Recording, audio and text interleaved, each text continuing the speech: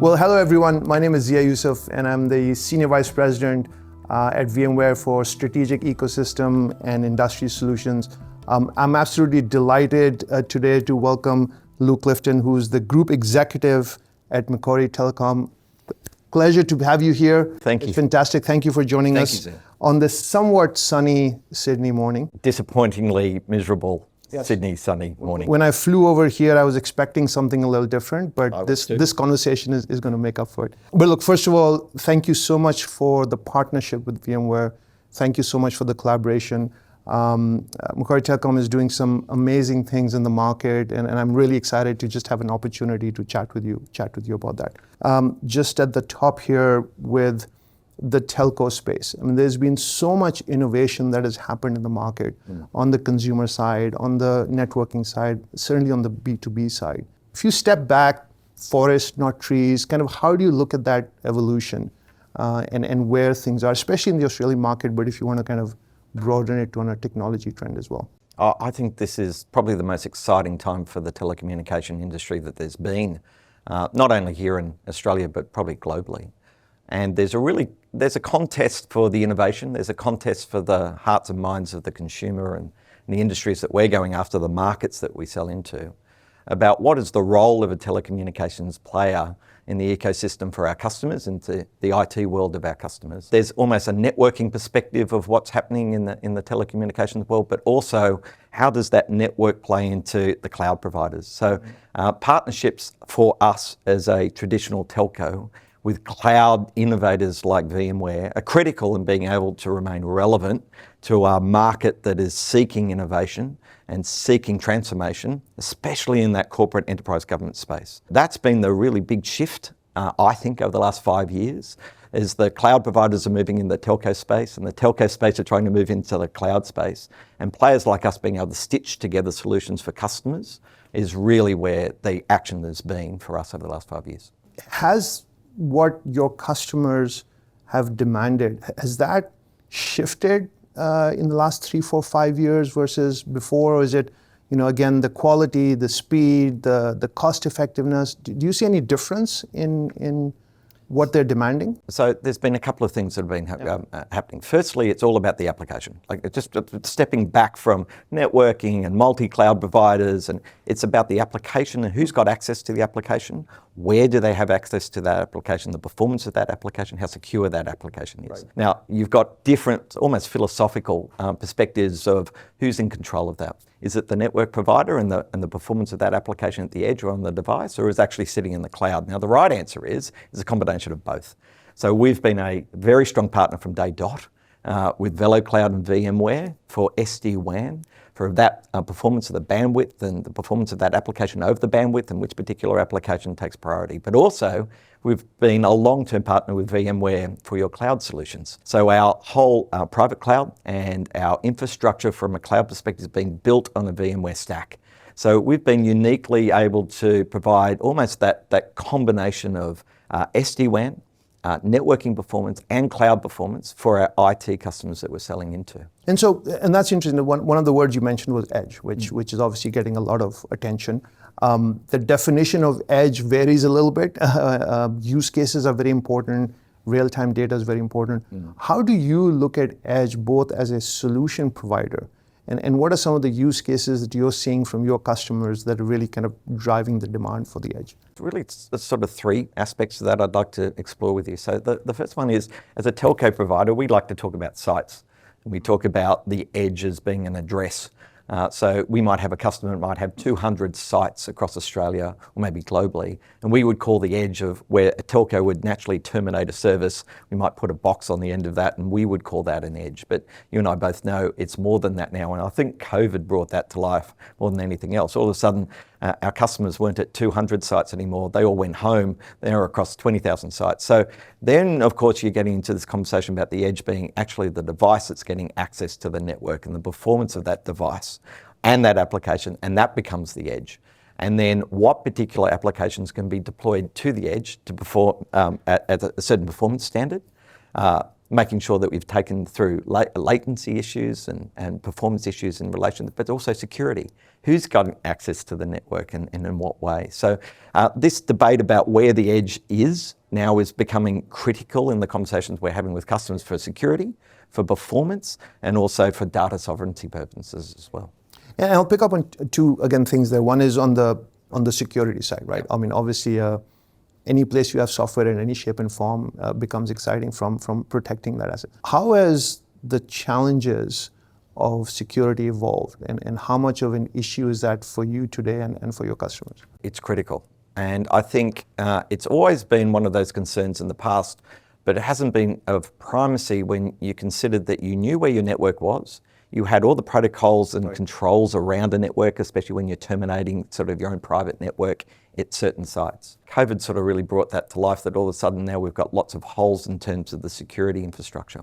So there's a couple of things I'd like to unpack here. Yeah.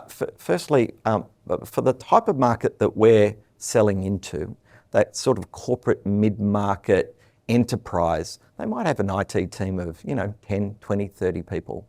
And who's looking after the security of that network at any particular point in time? Nobody. No, well, other than you. Maybe. Okay, well, and that's exactly right. So you might only have in your organisation a couple of people that are responsible for looking at the security of your network. Who's got access to the database? Who's making sure that the intrusion detection is happening? Where is the data being compromised? And so you might only have one or two people.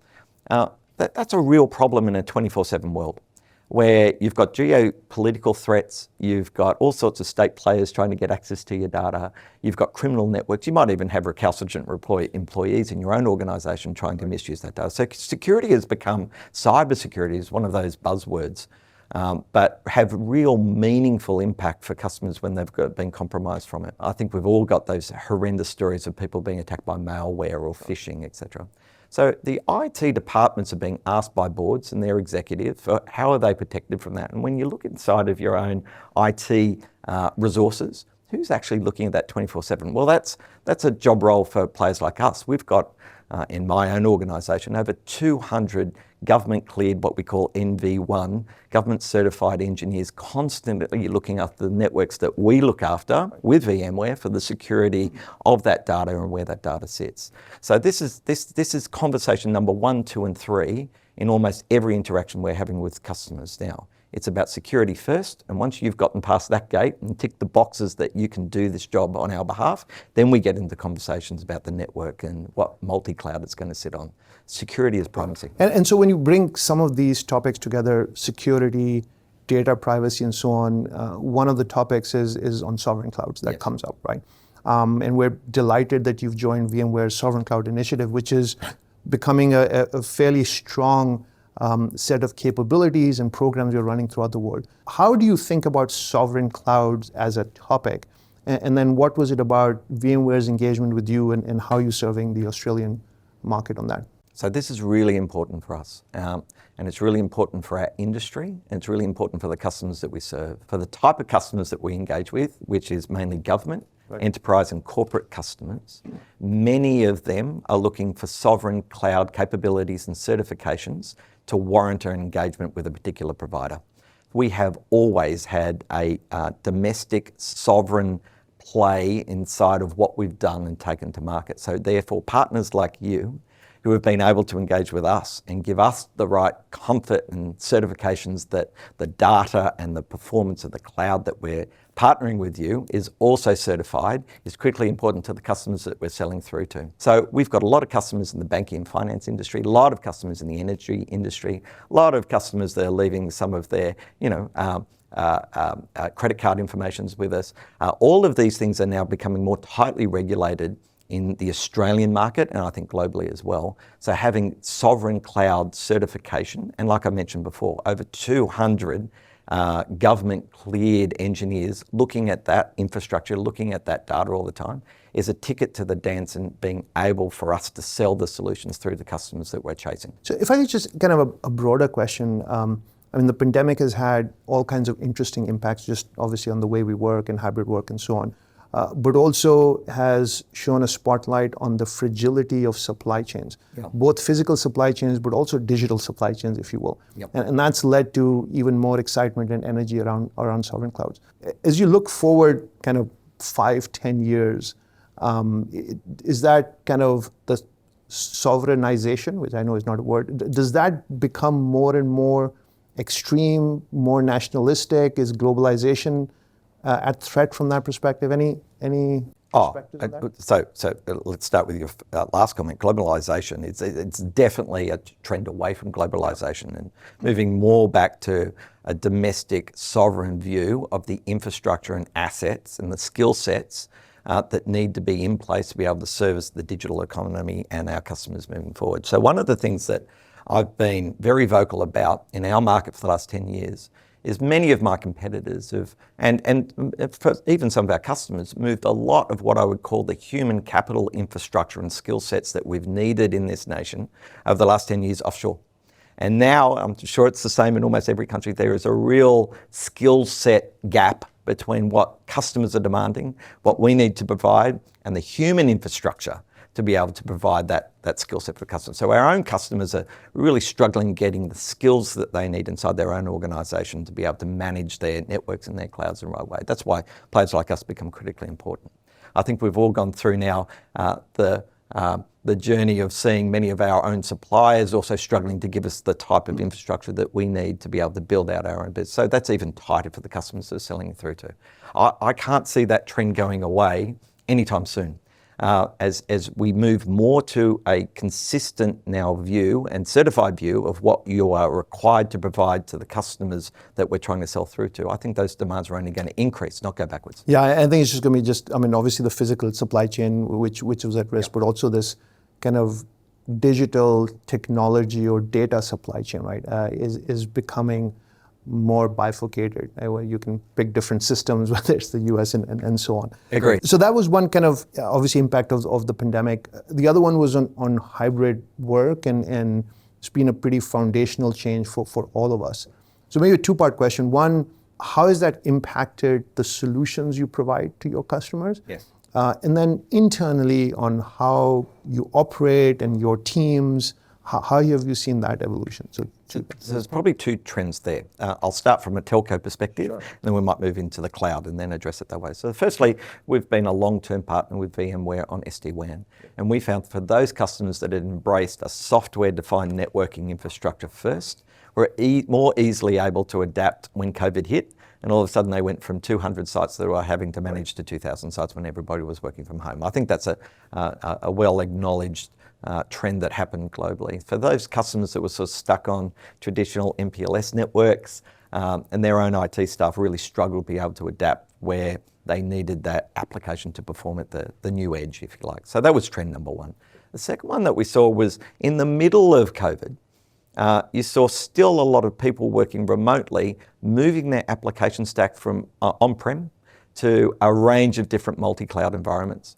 And what was really interesting, the trend that we saw was that a single application might be put in a number of different cloud environments, not just one, and then depending on the security or the performance or whatever the application was. So native cloud applications, moving to a multi-cloud environment, and then how did you guarantee and how did you make sure that the performance of that application, no matter what cloud stack it could have been Azure, it could have been a private cloud, could have been still on-prem, how do you make sure that that application is still performing really well at the edge, no matter where now the customer or your staff were? That was a huge trend that we saw during COVID and an acceleration of those discussions with IT staff.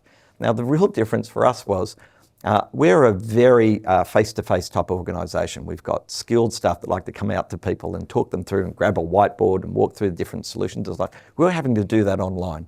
So we were having to adapt to this new environment, having those skills and conversations with customers off-site, and being able to still accelerate what customers needed in that space. What's really interesting out of that, in the last year of COVID, so for our FY22, we did more SD-WAN site deployments in 1 year than in any other year with VMware, in any other year since we've launched the product. So even though we're all trapped at home, even though IT staff was really thinking about what type of infrastructure that they needed, And in the uncertainty of how many people are going to come back to work and are they still going to be at this office, we still managed to deploy a much larger SD-WAN footprint than we ever had in any previous year. Yeah, it's been, absolutely remarkable, the acceleration of digital transformation at all levels of the stack, the applications down to the infrastructure and so on, and the resilience and flexibility that the cloud provides, right? And at the same time that's happening, all our tech partners and companies having to kind of organize and reorient and restructure themselves. Significant growth in business, but in a very different operating model, which is not easy to pull off. No, it's not. And look, there's some really interesting case studies in relation to that. I think one of our really successful deployments is an organization here in Australia that's called MyCar. Yep. And this is a customer that does over 300 sites of car service centres to go and get your car serviced. And they were coming from very old legacy infrastructure. But their value proposition to their customers was when you're driving up with your car to get it serviced, they have cameras there that will read your number plate. And all of a sudden your service history is going to come up. So instantly, as you're driving your car, they know who you are, they know it's Zia, he's driving in his Ferrari. Okay, you don't know how much I get paid. That's a hope and a dream, and the other issues I'd never fit in one. But No, driving in your sports car to get it serviced, and the mechanic will come out and say, hey Zia, it's been 6 months since we've seen it. All of that critical sort of customer service application performance at the edge was dependent on the application sitting in our cloud, 2, then having the right network in place, SD-WAN deployment on the edge, and then making sure that application performing really well in real time for the customer at that edge. One of the things that we saw during COVID is that people, of course, stopped traveling overseas, but they were jumping in cars and driving around. So my car's business exploded as well because everybody wanted to go and get their car serviced before they went on a road trip.